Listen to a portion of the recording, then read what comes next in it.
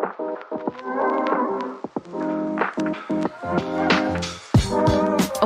to the Homepreneur Heroes Podcast, the show where we shine a spotlight on the unsung heroes of the home services industry. Join us as we delve into the inspiring stories of entrepreneurs who have turned their passion for serving homeowners into thriving businesses. Our guests share their journeys, insights, and strategies for success. Get ready to be inspired and learn from the best in the business. And now your host, Marco Salinas. And welcome back to the Homepreneur Heroes Podcast, proudly sponsored by Pina Colada Media, where we spotlight the remarkable journeys of home service entrepreneurs. I am your host, Marco Salinas, and each episode, we explore the stories behind successful businesses in HVAC, plumbing, and other essential home services.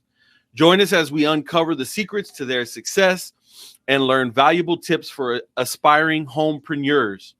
Joining me today, a very special guest, Mr. Brandon Brown of Brown's Heating, Air, and Plumbing. Brandon is no newcomer to the game. He's been around for a while. He started his company back in 2006, which is a very long time ago. And so Brandon's been grinding it out for a very long time. He's a seasoned veteran in this world, and he's probably going to grace us with some real serious wisdom and some real golden nuggets on today's episode. So, Brandon, welcome to the Homepreneur Heroes Podcast, my friend. Man, thank you for having me. It's an honor to be here. I've heard so much about you and the podcast and others that have been on here, so I'm thankful to be on it and be part of your list.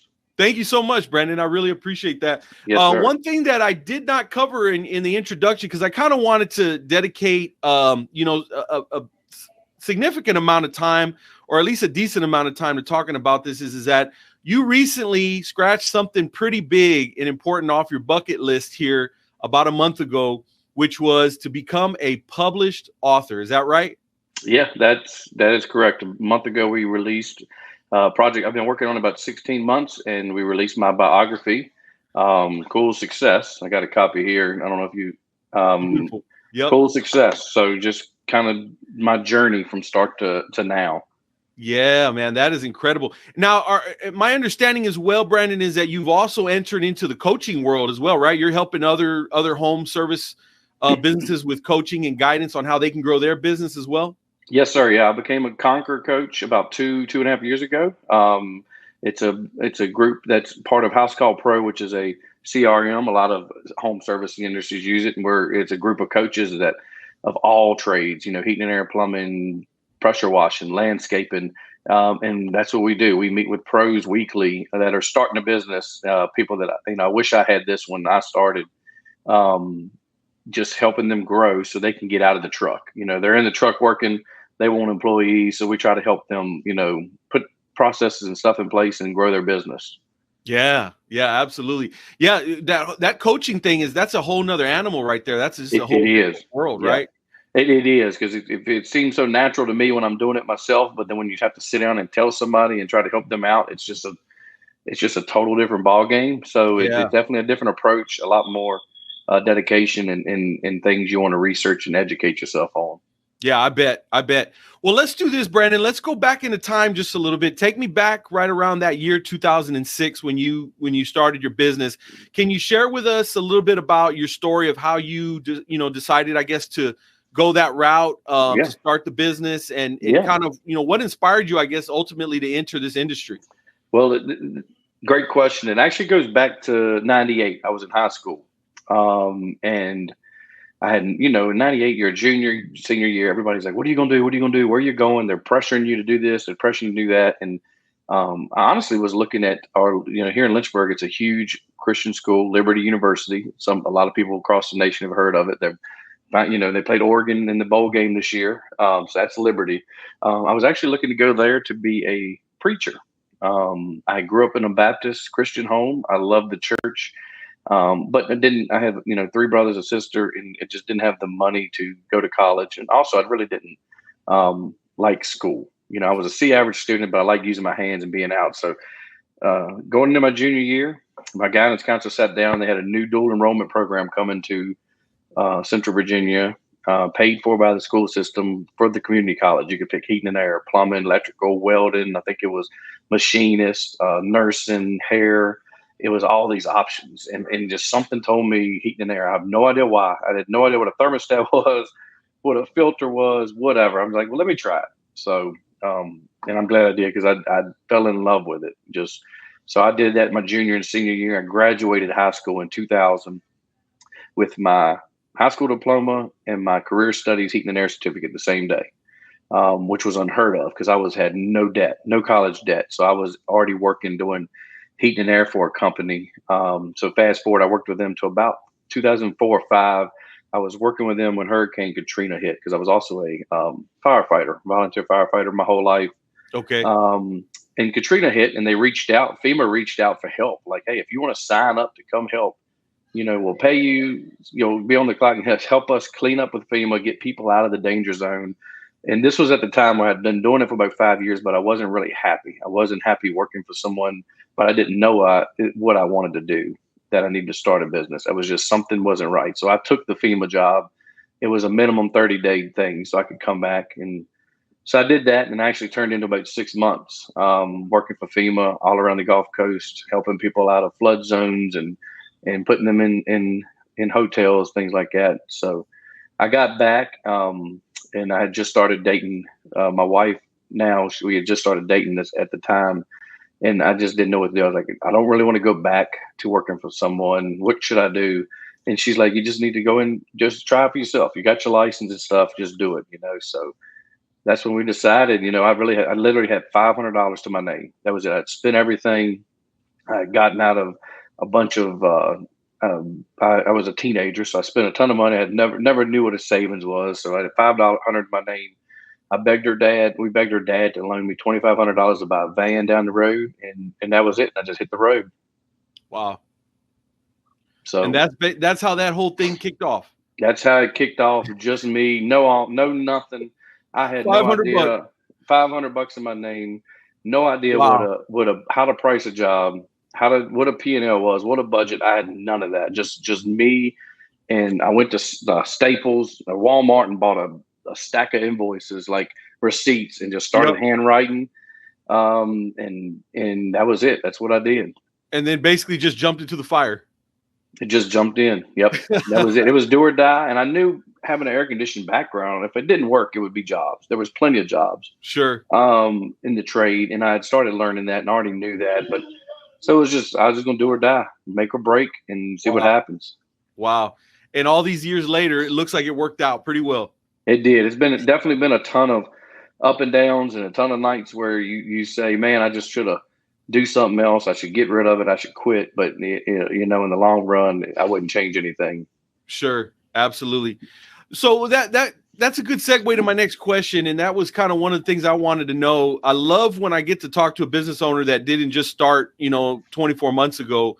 When you've been around for a while, you've actually seen quite a bit of different things. There's been obviously some big economic things that went down since 2006. We had, what we would call the Great Recession back in 2008. And that was kind of early on in your business endeavor, so you had to overcome that. And then, even in the early 2010s, there were still plenty of little hiccups and difficulties and different things that went down, right? All the way leading up to COVID in the last, 4 years or so. So can you tell me maybe some unique challenges that you've encountered as the owner and operator of a home services business like yours? Yeah. Definitely that real estate crash in 08, 09 really, really hurt, because I was doing a lot of new construction and had builders leave and bankrupt after that, and left us with $35,000, $40,000 in debt. And I had to go to a bank and borrow money to pay off my accounts so I could stay open. And then work also died then. And then, of course, I was still a young owner, so I had no idea saving for slow seasons, budgeting for this. I would spend it, I would, make money in the summer and go do my trips in the fall and spend all my money and forget that there is a slow season coming. So I actually took a full-time, I was then in 08, I took a full-time job with the Lynchburg Fire Department. I was a firefighter and did heating and air, both, until got back on my feet in 2015 when I could finally leave and get back in the heat and air. The recession was gone and things were coming up. But that taught me a lot then to get me through COVID, because I had to, after getting that loan, I met with a lawyer. I finally learned about contracts. So he's like, dude, you got to get signatures. You got to get your contract signed and make sure if they leave you, you get covered. And in different insurances I had no idea about. Saving money for slow seasons, so that I could pay myself when it was slow. So luckily that taught me and gave me time between that and COVID to kind of get that in place so that we could also make it through COVID. Because once COVID hit, we had 25 employees by then. So that was a huge learning curve and time to prep, that because nobody can predict stuff like COVID and things. But you've got to always say, I'm always already saying now, what if something else happens 5 years from now or 7 years from now, 8? What is our plan? Because you worst case scenario, if we get there and it doesn't happen, I've got money saved that I could either keep it for the next time something happens, or, at least I'm safe, and covered. Right. So it's a lot of lessons in that taught me how to keep going. Sure. Yes, absolutely. Now, was your business always HVAC plus plumbing, Brandon, or is that something that you added on later down the line, the plumbing? Yeah, we added plumbing about 2 years ago. Brought a guy on that got his license and wanted to come work for us and started a plumbing department. So that's pretty new and it's growing pretty quick. Sure. Now, is that something that you recommend to early business owners that are running HVAC companies to try to get that plumbing in there to give a little bit more balance to the slower seasons? That type of thing? Yes, absolutely. I wish I'd done it years ago. Plumbing or electrical, or all three, just something, because I've noticed that there is no slow season in plumbing. There's always clogs. There's always water line breaks. There's always set fails. And our plumbers this past winter, because we've had a weird year. It's been milder the temperatures since last summer than our winter was hardly any.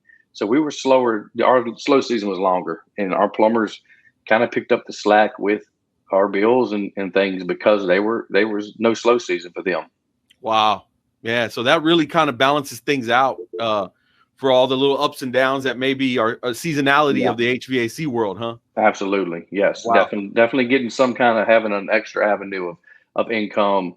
Not only that, but if you're in heat and air, you dive 100% into service plans and memberships. Have some kind of maintenance year round for customers so that you're guaranteed that reoccurring revenue. There you go, man. There's nothing I love more than that nice little monthly continuity coming in, right? Yeah. It's predictable, it's dependable, and even with a little bit of churn or attrition and losing a few, you're still all right if you got enough of them. Yeah, that's right. Yeah, absolutely. So I think that's one of those, another one of the many golden nuggets that you've already dropped on us today for anybody that might be listening. It's kind of early on in their homepreneur journey. So yes, all of that is big. Now, where you're at right now, Brandon, you've been at it for a while. You've kind of, I'm sure you built a nice little team out. How many people on the team as of right now? 31. Okay. Yeah. So tell me, what does a typical day look like for you at this stage of the journey, running your, your home services business, where you're not, maybe you're not out there actually, getting up into the attic on a regular basis or what have you. What does your day look like as the owner now that you're pretty well seasoned? Yeah, the last couple of years, I'm transitioning more to the. I've got supervisors in place. I'm transitioning more into teaching them how to run it, so I don't have to be here a lot. That's why I've started doing some coaching. I did my book. I do a lot of keynote speaking. I travel and do some keynote speaking for events. So I still reach out to community. We do a lot of community give back. So we're always making sure we're out in the community, thanking them because I wouldn't be here without the community. Small businesses, you have to realize and respect that the community that calls you for work, you have to give them back. You got to give them back time, money, whatever it is, because I would not be where I was today if it didn't for the thousands of people that call us every year for their work. There's hundreds of competitors around us. They could call anybody, but our customers are loyal, and you've got to thank them. So I'm always trying to find ways to be in front of the community, giving back and helping.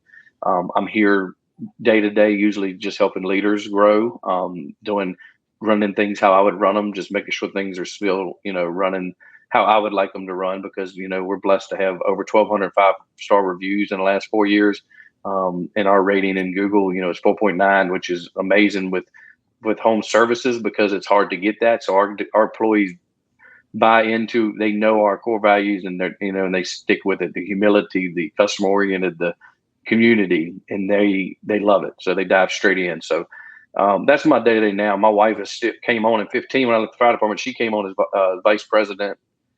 She's here day to day too, more like doing all the stuff that I'm horrible at, the accounts payable, the HR stuff, the office stuff. So it took a load off of me to kind of concentrate on my field supervisors and growing them as leaders.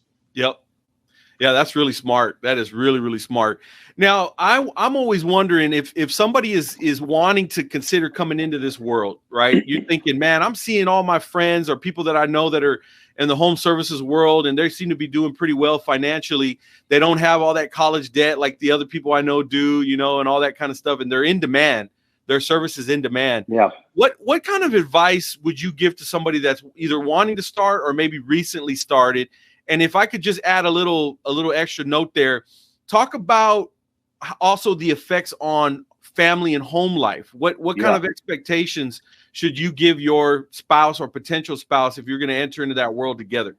Oh man, that's huge. I'm going to tell you right now that the first thing I tell them is I'm honest with them. It's not easy. Owning any kind of business, small businesses are the backbone of the country. It's over 85, I think, % of businesses owned in America are small businesses. That's right. But it is a ton of stress. It is. It's just, it takes a special person, not special, but you just have to know, you just have to know it's coming. I'm 18 years in, there's still sleepless nights. There's still stress. You're going to have that, but you have to know where to draw the lines. From the very beginning, having someone in your corner locally that's a financial person, a financial advisor, someone that can go through you with your books and your accounts with you monthly or every couple months so that they help you save money. You wouldn't believe how many people we help and conquer, or any coaching where we get to meet them. They've been in 5 years. They're doing $1-2 million a year, but they're literally only profiting 2 or 3%. And they're like, I just don't know what to do. I'm going to business. And then you get to looking, and they're traveling the world. They're buying the boats. They're buying so every money everything they make, they're blowing. So right. It's in there early, because it's when you're first an owner, you get that check and you're like, oh, I made 10,000, but you don't calculate your insurance coming, your taxes, so that's the stuff that is vital to, if you want to make it long, you want to stay married, because if that happens, most time your wife, or they're not going to stay around. If you're a business owner working 7 days a week, but you ain't bringing in any money, you're going to have issues. You don't want that at home. So right. Having that set up from the beginning, even by yourself, and having a way to budget and save. You got to have a business budget and a personal budget, and don't outspend it just because you're busy now, because you could be slow tomorrow. That's the biggest thing I try to tell people, because we do run into a ton of businesses that go out of business in 5 years or less is usually money issues. And that's one of them. Man, that's huge.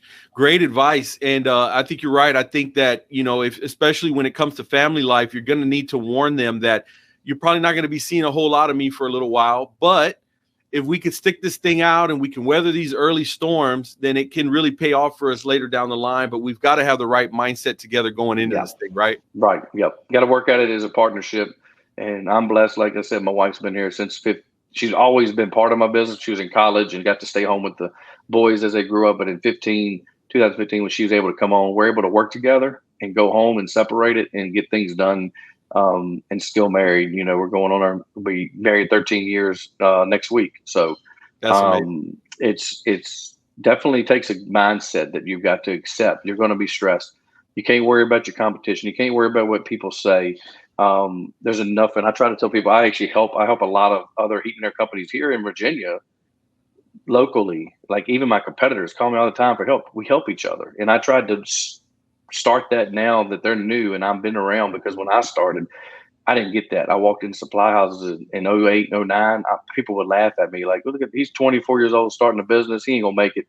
It was like a sacred ground to start a business back in 06. Now it's 20, 30 businesses, and it's enough work for everybody. You don't need to be stressing somebody else trying to make a living. Just do your job, do it right. Your customers and the word of mouth will spread and bring the business for you. There's no need in ever downplaying another business locally or talking about them. Just let it be. If they're talking, let them be. It'll always end up in your favor. Absolutely. Absolutely. Now, a question that I like to ask the seasoned guys is, given all your experience and all your success, you were mentioning earlier that there's still occasionally the sleepless night. What kind of obstacles do you see at this stage in the game where you're 18 years in, the thing's been running for a while? It's not like the problems just all of a sudden go away and there's, everything's just perfect, right? What is an obstacle? What is a challenge that you deal with now at this stage in the business a little bit later on like this?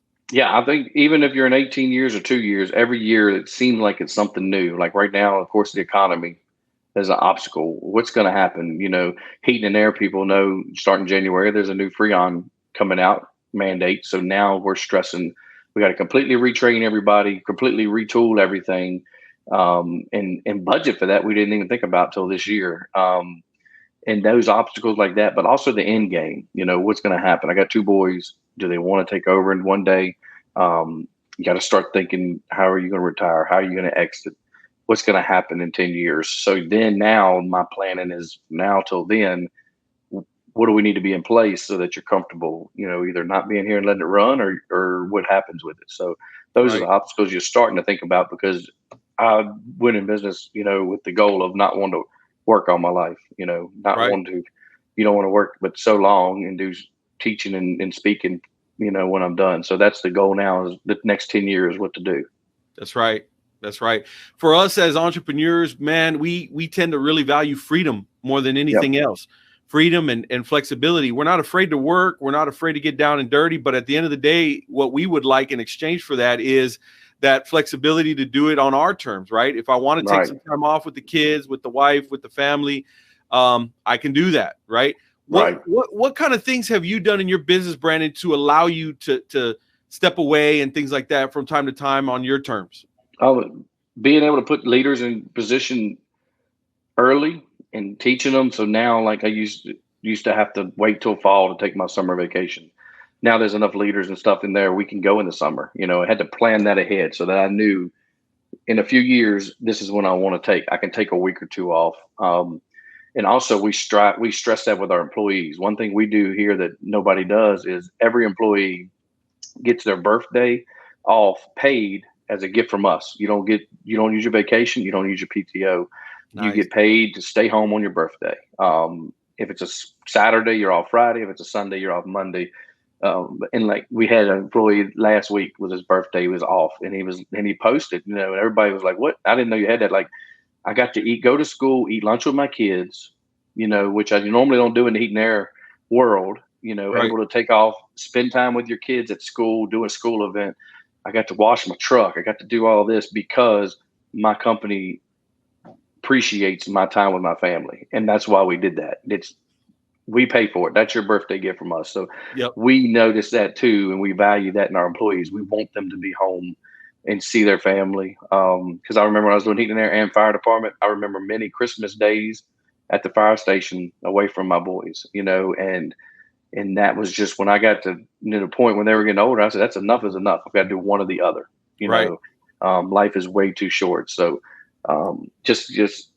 you just got to plan it. I mean, I'll even put on my calendar. My wife, like I said, me and my wife work here together. I'll send her an invite next Friday, lunch, just us, and make us put it on the calendar. And then we know next Friday we're leaving work for 2 hours. We're going somewhere nice. We're going to sit down. We're going to eat, and there's no work. We're going to take our lunch break. So I try to do that. We try to do that with each other every month or more, so that we make a point to put it on the calendar. Man, that is some serious wisdom right there, my friend. Yeah, I love that. Brandon, obviously businesses need to advertise and they need to market in some capacity. Typically, if they want to at least be able to scale, you can do a lot with word of mouth. You can do a lot with referrals. But if you're looking to scale and turn up the volume, you usually have to have some type of marketing campaign. I'm a marketing nerd, so I geek out on this stuff, and I always love to hear how businesses are operating in that realm. So can you share a little bit about maybe what you guys are doing with your business to market and promote yourselves and get your name out there? Yeah, we try to stay in front of them daily. We have posts on all social medias. We have TV commercials. We have email and text campaigns. We try to do fun stuff. We always incorporate our employees. We have a fun commercial from last year we did with Bigfoot. I was Bigfoot and needed air conditioning. Two of my guys backed up and we screwed an old thermostat to a tree. If you go on our Facebook page, browse there and find it, there's a bunch of them on there. We did an Easter egg hunt we closed down for half a day on, right before Easter and cooked everybody breakfast and did an Easter egg hunt. Nice. And we video it and we put out reels and we say, you know what? I don't care if we have to put off a customer for a couple hours. The employee is they'll be there when they're done with this, So right. And we put that out. So you got to make it personal and likable. We try to strive to not have maybe 2% of sales pitches. We do specials. We do tips. We do plumbing tip Tuesday, heating and air tip Thursdays. We try to keep it 5% or less sales. We just want information and we want fun stuff just so they see us and they know our brand and our logo so that when something happens, they already know to call us because we're not forcing sales down our throat. And I'll tell you, the best commercial we ever did on TV was during COVID. It was just me and my wife and standing in front of our desk. It was kind of dark. And we just said, just a short thing of, we know it's tough. We know times are tough, but we are praying for you. And that was it. That was the only commercial. Nothing about call us because you're home needing it. And we got more working during COVID because of that commercial than any other year because they were like, your commercial just touched us that you cared. Right. And you got to make it personable. And that's where we did. And that one just led to so many blessings that we didn't even plan on. Golly, man, that is incredible. I think that you've made it pretty clear, Brandon, that you are definitely a man of God and you don't seem to hide that about yourself. Can you just touch on that briefly and what role that has played in your life and everything that you're doing? Yeah. I think he's the one that put me on the path. I tell everybody when I go to keynote speech, I don't like saying I'm going to give you my story because usually stories have at the end, they say the end. And I'd like to say this is my business testimony. Because everything literally, if I look back, I couldn't have planned the path any better than what would happen if doors didn't open. Every time I fell, we got back up and we just had faith that something would happen. We had several years or seasons where we were like, man, we have no money. We got to pay the people, not us. We're just going to have to close the doors, and then all of a sudden a job comes through and you're like, no, we don't, so, I'm a firm believer that's, I respect everybody's views, religion, political, whatever you want. You're free to, believe, think whatever you want. But for us, we firmly believe that, God put us on this path because I wasn't a preacher. I wanted to be a preacher. And I kind of felt bad that I didn't because I was like, if this is my calling and I'm not doing what he wants me to do, will I be successful? So I think I found out as I went that I am serving and helping people in this role and helping people out. We do a heat pump giveaway to a family in need once a year. We do a huge event. The community nominates and votes, and we put a system in for a vet or a cancer patient or somebody, whoever wins the vote, free. And I feel that our path is where he wants us. So it's kind of joining. I feel better about it, more at ease that I didn't take that one because I think I'm on the path he wanted me to be on. Man, that's beautiful, man. I mean, that is as real and transparent as you could ever get. And I really appreciate your humility and being willing to share that, Brandon. So thank you for being very open about that because not everybody's willing to share those very, very personal things, but they are of utmost importance in our lives, for those of us who do believe and have a faith life. So yes, really good stuff. My question as we wind down here, my last couple of questions here. What does the future look like for Brandon Brown and Brown's Heating, Air, and Plumbing? What do you envision, as far as your growth and expansion of your business let's just say like in the next 5-10 years? Yeah. For the next 5 years or less, our goal is to hopefully add electrical. It's hard to find, people that want to do electrical and come to work for you because it's just trades are just dying off. So it's hard to do that, but our goal is to get electrical added. Our goal is to, expand jobs. We got apprenticeships starting where we can do some internships for hopefully local high schoolers, get them interested in the trade. And like I was and so young. So you don't have to go to a 4-year school. You can do a trade and make good money. So The next 5 years, that's really that. We really want to tighten up what we have, the processes and the things, keep the plumbing growing, add electrical.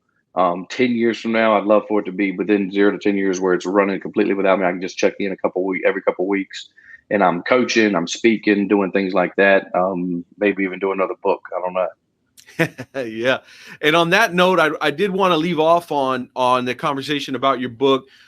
Where can that be found, and what are you going to be doing, in the future? Because I know you got a lot going on with the coaching, and you're giving talks, and a lot of that revolves around the book. So you want to give that a little plug here before we wrap up?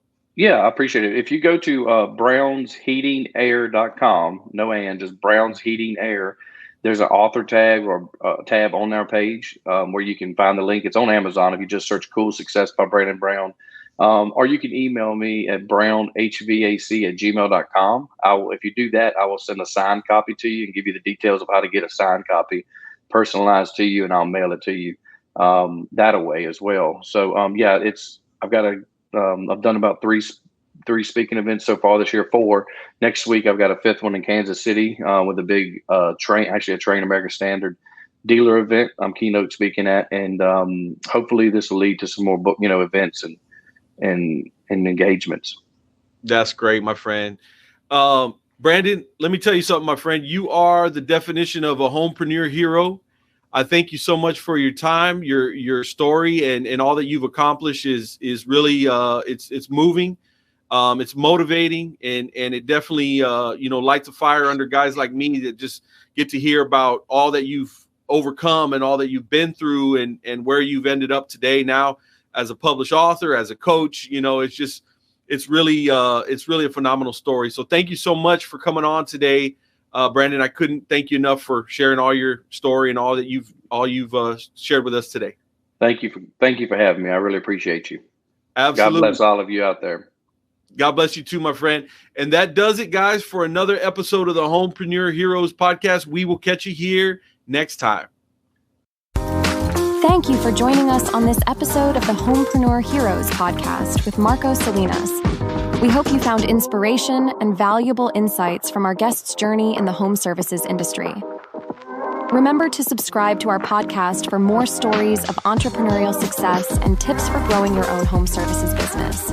Until next time, keep striving, keep serving, and keep being a homepreneur hero.